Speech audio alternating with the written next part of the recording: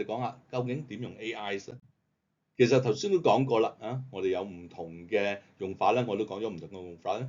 基本上咧 AI 咧，你可以作為一個 partner，就唔係一個 substitute，即係喺你學習裏邊一個 partner，佢唔係取代咗你去學習。咁其實你可以假設 AI 作為幾個角色嘅。第一個就咩 tutor 一個角色 ，tutor 嘅角色就係你問佢嘢，佢答你咯。譬如有啲唔明，你咪問佢咯。譬如你睇咗篇文，呢啲唔明喎，咁就而家有啲 AI，你只係 highlight，你如果 upload 一個 paper 上去，你 用即係 PDF 啦，你 highlight 咗某一段你唔明嘅，咁你就叫 AI 幫你解釋呢段嘢係乜嘢。譬如我哋有啲我叫學生睇一啲嘅 paper 入邊牽涉一啲 statistic 嘅，佢唔明嗰個 statistic 係講啲乜嘢喎？究竟係咩意思咧？咁你咪 highlight 嗰段，跟住叫 AI 解答俾你啦。咁呢個係一個作為一個 tutor 嘅角色。另外咧就亦都可以作為一個 critic 嘅角色。critic 嘅角色就係你寫咗啲嘢，跟住你唔知究竟有幾好喎，咁你咪 upload 你寫嗰啲嘢上去 AI，跟住問佢，喂，你同我批評下呢段嘢究竟有啲咩好定唔好咧？咁樣咁呢個就係 critic 嘅角色。另外一個咧就係一個 stimulator 即係好似頭先講 interrogation 咁樣，你你諗咗啲嘢寫上去，叫 AI 睇一睇 ，critical 你去睇一睇，跟住佢俾啲答案你，跟住咧你睇完嗰段嘢咧，再寫同佢 debate，OK？跟住話唔係咁喎，咁喎，應該係咁喎，咁睇下 AI 有咩反應。呢個就係一個 stimulator。而最後咧就係我會成日用咧，就係作為一個 research aid。research aid 咧就係其實你都係綜合晒資訊上面嘅嘢嘅啫，不停重複去運用 AI。你寫完啲嘢問下佢，跟住咧你再 interrogate 佢，跟住你自己就會有啲新嘢出嚟，不停咁樣去用。咁呢個就係一個 four productive roles of AI。佢作為一個我都話啦 ，AI 係一個非常好嘅，我做 research 嗰陣時作為一個 research assistant 因為佢可以24小時7日呢個禮拜7日都可以幫你做嘢嘅。OK， 而家有埋 agentic AI， 即係有啲 agents 可以幫你做自動 automatically 咁樣幫你做嘅。咁呢啲就係一個 productive role of AI。咁我哋都會有頭先講過好多 rules 啊。如果喺學習作為一個 AI 作為你嘅一個 learning partner 或者 research partner 嗰時，有啲咩 rules 咧？第一樣嘢就係 never submit unverified AI content。咩意思咧？就係喂 AI 俾你嗰啲嘢未必係啱，所以你永遠都要做一樣嘢，就係 verify 佢，睇下佢啱唔啱。呢個係一個好重要嘅 rules。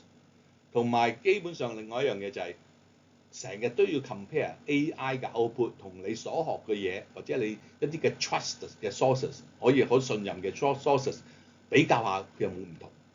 有唔同嘅話咧，要不停咁樣繼續去問佢，做一個 interrogation。最後就咩啊？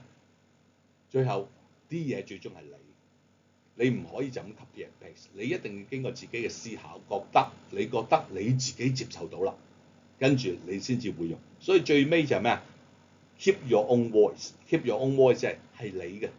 雖然佢幫你好快地整咗一大段嘢，咁其實你都要消化，睇下邊啲你覺得啱用嘅就留低，唔啱用嘅就剔除。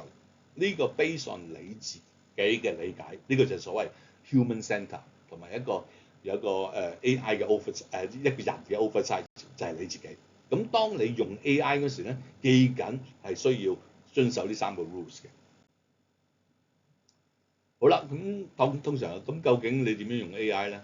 最簡單就係呢個 5-step AI learning routine， 就係你 frame 一個問題，跟住諗下點樣寫，跟住咧你整個 prompt 佢，即係整個 prompt 就究竟問佢啦跟住佢俾個答案你就 check 下佢啦。check 完之後，跟住你睇下，通常譬如一啲嘅 concept，apply 落香港，咁你咪揾個 case apply 落香港，點樣apply 落去？跟住佢再出啲 output 出嚟咧，你跟住你 reflect， 即係你睇下個 output 啱定唔啱，跟住再繼續重複個 process。咁當你呢個係最簡單嘅 process， 你基本上咧你就透過呢樣嘢點樣運用 AI 喺你個學習裏邊可以幫到你。通常我哋有3個最 common 嘅 mistake， 當我哋用 AI 就係記住，千祈唔好就咁 copying and paste， 即係 copying outputs 而冇考慮過其他嘢。另外一個就係 sorry 有個 PowerPoint 有啲亂碼添啊。究竟個 trusting confidence， 究竟你信佢幾多？即係永遠唔好信晒 AI 嘅嘢。最後就咩？千祈唔好 ignore privacy， 記住唔好將一啲敏感嘅嘢 upload 上去 AI 度，因為 AI 其實呢個 training process 嚟嘅。當你用 AI 嗰陣時咧，你係幫嗰間公司train 緊個 AI 嘅，令到佢變得更好嘅。所以你嗰啲資料咧，其實佢可以係運用嘅。咁呢啲就係一個3個最 common 我哋唔好犯嘅 mistake。好啦，最後咧呢個最後嘅 slide 啦，就係究竟如果我哋要做 active learning， 我哋有咩 strategy？ 第一個咧就係頭先都講過啦，不停要 interrogate 呢個 AI， 所謂 Socratic dialogue， 即係不停咁同佢對話。透過不同咁對話咧，其實你先學習咗啲嘢。另一個 strategy 咧就係 reverse outline。reverse outline 即係你做咗啲嘢，跟住問下 AI， 喂，我做得好唔好啊？你可以 reconstruct 話俾我聽，我咁樣做法係咪 logically consistent 啊？咁透過呢個過程咧，其實你係學習緊點諗嘢。正如好似個 Socratic dialogue，Socrates 即係蘇格拉底，即係蘇格拉底對話，即係你不停咁同佢對話。我就中意用 interrogation， 即係好似審犯咁樣，因為佢比較 passive 噶嘛 AI 啊。